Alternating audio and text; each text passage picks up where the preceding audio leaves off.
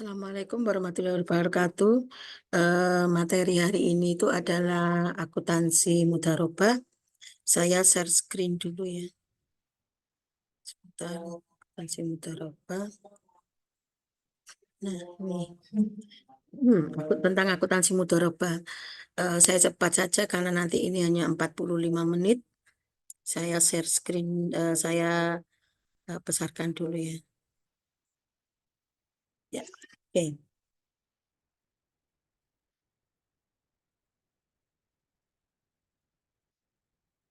Karakteristik itu adalah akad kerjasama antara sahibul mal, itu pemilik dana, dan mudharib, pengelola dana.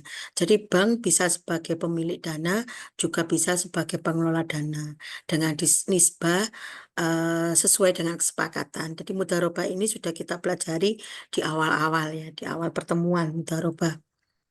Tapi ini khusus untuk mudharabahnya. Dalam pelaksanaan mudharabah dibedakan menjadi dua jenis, yaitu mudharabah mutlaqah atau investasi yang terikat, yaitu di mana pemilik dana memberikan kebebasan bagi pengelola dana dalam mengelola investasi. Dalam hal ini, kalau seandainya pemilik dananya adalah nasabah, kemudian yang mengelola itu adalah bank, ya nasabah memberikan kebebasan pada nasabah, eh, nasabah memberikan kebebasan pada bank untuk mengelola dana tersebut. Kemudian yang kedua adalah mudharabah muqayyadah, yaitu investasi terikat, di mana pemilik dana memberikan batasan. Oh, saya mau bahwa dana saya itu nanti akan dipakai untuk apa. Ya.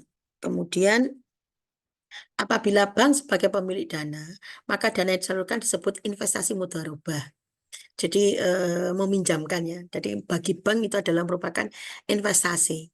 Bagi entitas syariah sebagai pemilik dana, dalam akad mudharabah muqayyadah, dana yang diterima disajikan dalam laporan perubahan investasi. Karena dia yang memiliki dana. Dalam akad mudharabah mutlaqah, dana yang diterima disajikan dalam neraca sebagai dana syirka temporer.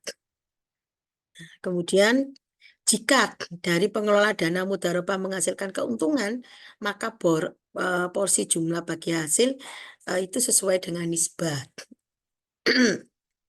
Prinsip bagi hasil. Dalam mudharabah dilakukan berdasarkan prinsip hasil atau laba. Ketika dana yang dipinjamkan, ya saya bilang gitu aja biar enak, dipinjamkan oleh bank syariah kepada nasabah, itu dengan berdasarkan bagi hasil, maka pembagian usaha adalah laba bruto, bukan pendapatan usaha. Bukan pendapatan tapi laba bruto. Sedangkan jika berdasarkan prinsip bagi hasil laba, maka dasar yang dipakai adalah laba neto, dikurangi dengan beban yang berkaitan dengan pengelolaan dana. Misalkan penjualan 100, harga pokok penjualan 65, laba kotor yang dibagikan, ini yang dinamakan dengan gross profit margin, ini laba kotor yang dibagikan 35. Tetapi apabila dengan menggunakan laba bersih, yang dibagikan adalah 10. Itu sesuai dengan nisbah. Akuntansi untuk pemilik dana, saya Bulmal, ini nanti bisa dibaca di bukunya Slamet Wiono ya. Seperti biasa, itu ada PSAK 105 2007. Dana mudharabah yang disalurkan oleh pemilik dana diakui sebagai investasi mudharabah pada saat pembayaran kas atau penyerahan aset non-kas. Disalurkan dari nasabah kepada nasabah ini diakui sebagai investasi mudharabah. Yang pemilik dana adalah bank ya. Pengukuran investasi mudharabah diatur sebagai berikut. Investasi mudharabah dalam bentuk kas diukur sebesar jumlah yang dibayarkan. Investasi mudharabah dalam bentuk aset non-kas diukur atas nilai wajar. Nah, ini kemudian nilai wajar itu apa? Nilai wajar itu apabila lebih tinggi dari nilai yang dicatat barang itu ya, maka selisihnya diakui sebagai keuntungan tanggungan atau yang diamortisasi sesuai jangka waktu akad mudharabah, berapa lama pinjamnya. Jika nilai wajar, nilai sesungguhnya barang ini lebih rendah dari catatan, misalkan ketika bank memberikan pinjaman, kemudian itu berupa barang. Ternyata barangnya itu nilai wajarnya lebih rendah dari nilai catatannya, maka ini diakui sebagai kerugian. Nah, jurnal yang dibuatkan oleh bank atau pemilik dana, misalkan investasi mudharabah 100 juta ya, pada tanggal berapa gitu, mungkin tanggal 1. Berarti investasi mudharabah pada kas. Kenapa seperti ini? Karena bank mengeluarkan uang sebesar 100 juta.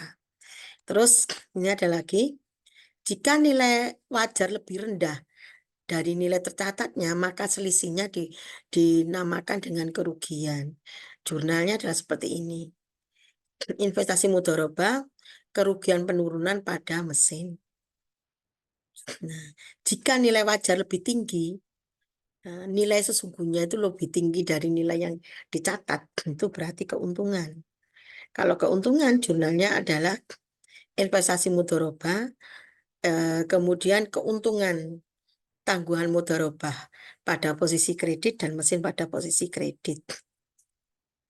Dan jurnal yang dibuat adalah keuntungan tangguhan mudharabah pada keuntungan selisih nilai mesin. Contohnya, Tuan Ali pada tanggal 1 Maret menyerahkan mesin, nilai bukunya 300 juta. Penilaian nilai wajarnya 280 juta.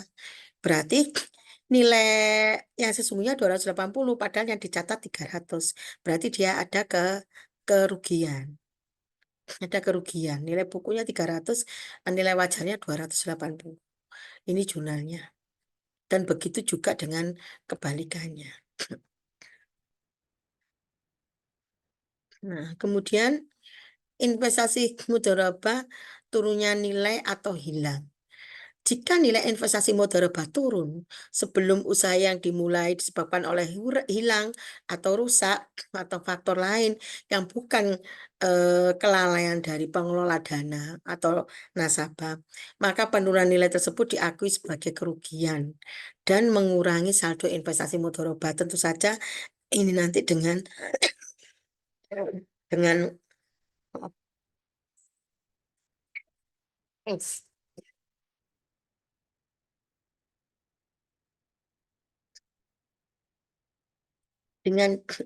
apa akad. Jurnalnya adalah ini. Kerugian investasi mudharabah pada investasi mudharabah. Jika sebagai investasi mudharabah hilang setelah dimulai usaha tanpa adanya kelalaian atau kesalahan dari pengelolaan dana, maka kerugian tersebut diperhitungkan pada saat bagi hasil. Jurnalnya adalah piutang bagi hasil, kerugian nilai investasi pada pendapatan hasil mudharabah. Jadi ada dua klausul ya. Hilang bukan kelalaian dari pihak pengelola dana. Nah, yang satu dimulai usaha tanpa adanya kelalaian atau kesalahan pengelolaan dana. Itu maka diperhitungkan sebagai pendapatan. Misalkan pada tahun 2011 pemilik dana memperoleh bagi hasil 330 juta. Dan pada tahun itu terjadi kehilangan modal mudharabah di pengelola dana sebesar 5 juta. Maka modal mudharabah yang hilang diperhitungkan sebagai pengurang bagi hasil yang diterima. Bila tidak ada dana mudharabah yang hilang, pemilik dana mudharabah akan menerima bagi hasil, bank menerima bagi hasil 30 juta. Karena pada tahun 2011 kehilangan dana yang bukan kelalaian pengelola, maka bagi hasil yang diterima kurang. Misal mungkin tiba-tiba kebakaran, tetapi di situ sudah diasuransikan. Maka jurnalnya adalah piutang bagi hasil investasi mudharabah 25 juta, kerugian penurunan 5 juta, itu menjadi pendapatan hasil bagi hasil mudharabah 30 juta. Dalam investasi mudharabah yang diberikan dalam aset non-kas dan aset kas ya. Aset kas dan aset non-kas disebut mengalami penurunan nilai pada saat atau setelah barang dipergunakan secara efektif dalam kegiatan usaha mudharabah, maka kerugian tersebut tidak langsung mengurangi jumlah investasi, namun diperhitungkan pada saat pembagian hasil. Nah, kelalaian disebut itu ada 3 jenis. Persyaratan yang ditentukan di dalam akad tidak memenuhi atau tidak terdapatnya tidak terdapat kondisi di luar kemampuan yang lazim atau telah ditentukan dalam akad. Itu tidak ada dalam akad. Dan yang ketiga adalah hasil keputusan dan institusi yang berwenang. Nah, kemudian jika akad mudharabah berakhir sebelum atau saat akad jatuh tempo dan belum dibayar oleh pengelola dana, maka investasi mudharabah diakui sebagai piutang. Harus dibayar itu. Jurnal untuk mengakui piutang sebagai pengganti investasi itu adalah sebagai berikut. Ini ada jurnalnya. Piutang jatuh tempo pada investasi mudharabah.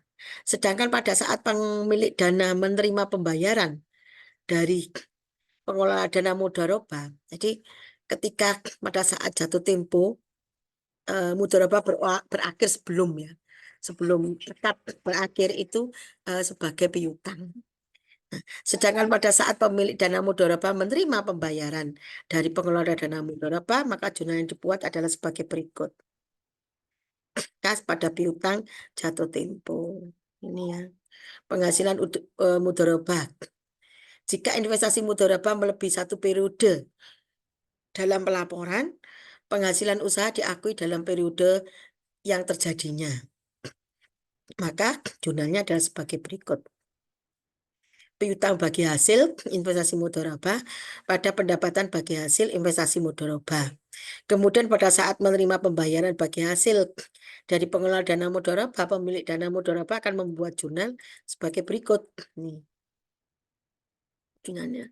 Ini kalau jelas ini sudah ada di bukunya Slamet Wiono.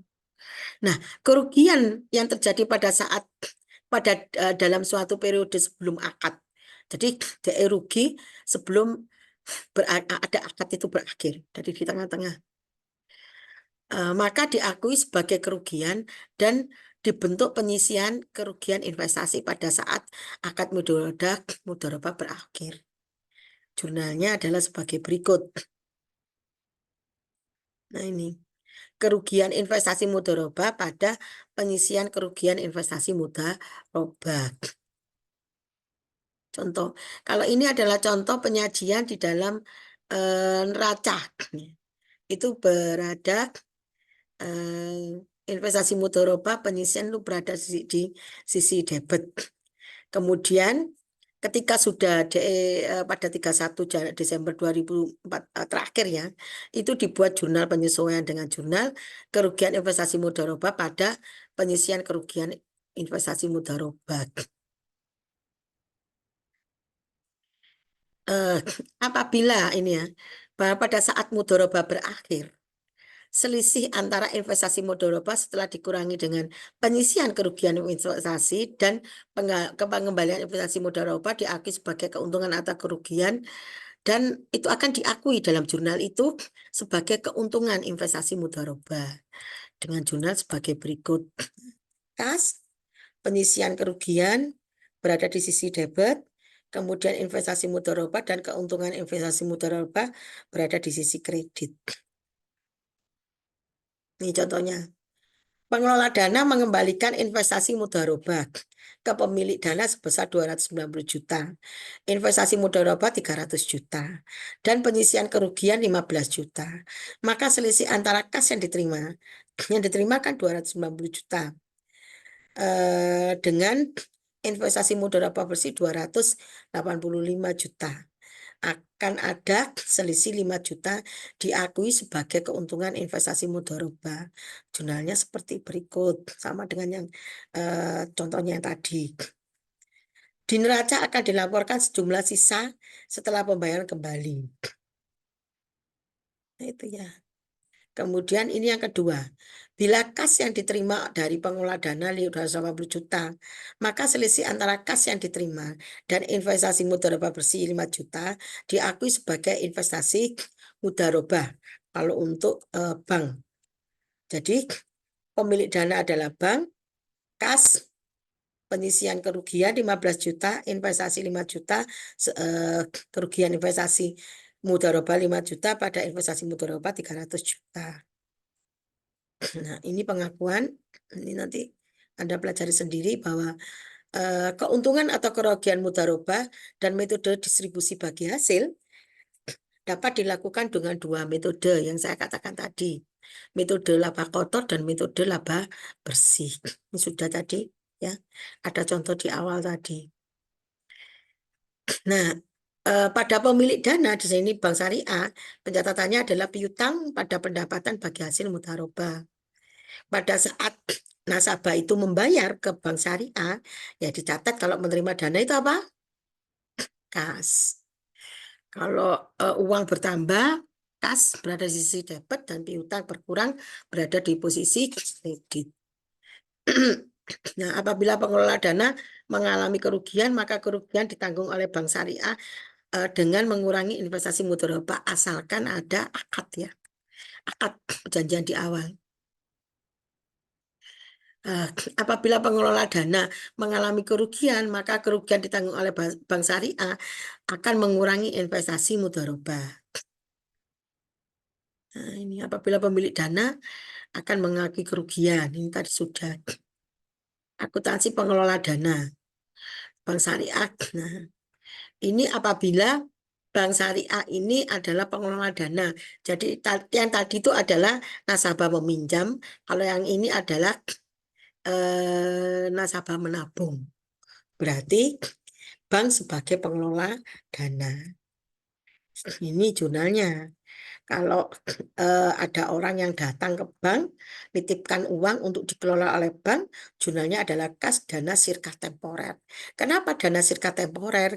Karena bagi bank kalau ada orang yang menitipkan dana itu bisa sebagai utang bagi bank tersebut. Misalkan 10 Juni nasabah Tuan Ali menyetorkan dana tabungan sebesar 100 juta. Maka yang dicatat oleh bank kas pada dana sirkah temporer.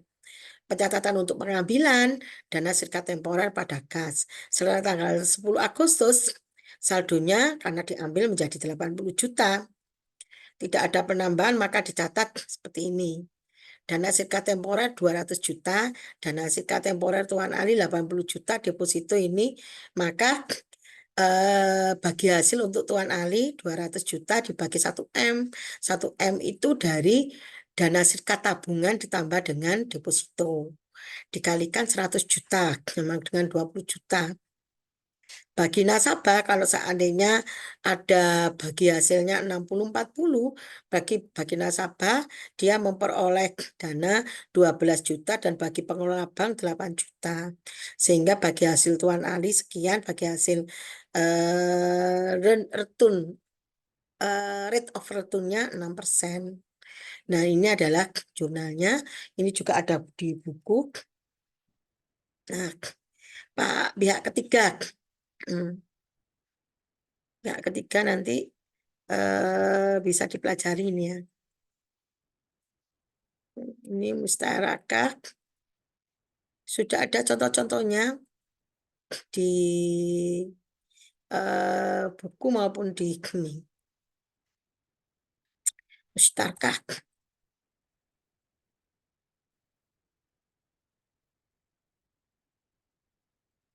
Ini pemilik dana menyajikan investasi mudharabah dalam laporan keuangan sebesar nilai yang dicatat. Pengelola dana, jadi pemilik dana dan pengelola dana menyajikan transaksi mudharabah bank ini ya dalam laporan keuangan. Dana sirkah temporer. Kalau dalam hal ini pemilik dana itu adalah nasabah, pengelola dana itu adalah bank. Nah ini pengungkapannya adalah sebagai berikut, bisa dipelajari. Ini teori-teori saja yang nanti ini. Ilustrasinya ini ya.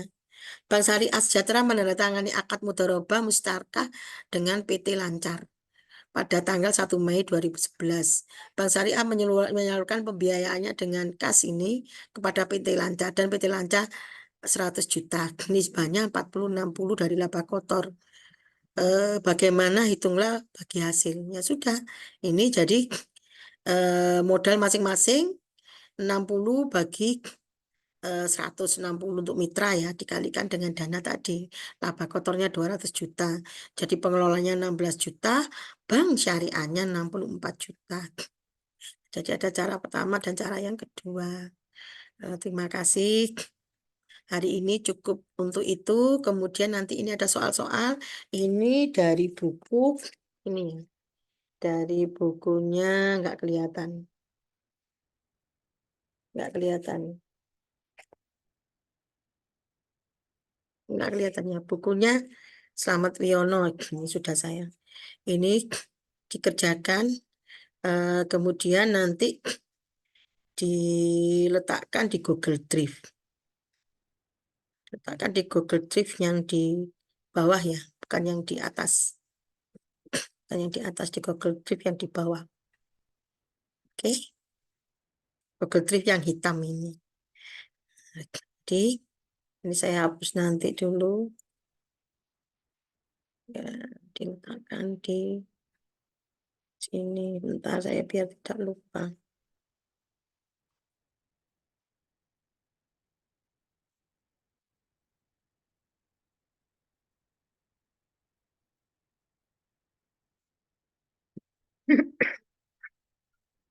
Kembali tadi ya.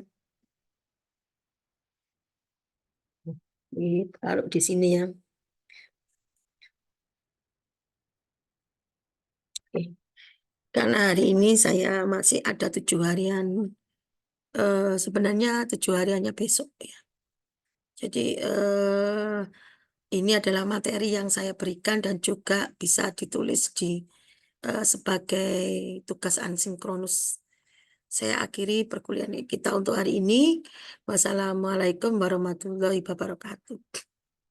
Terima kasih.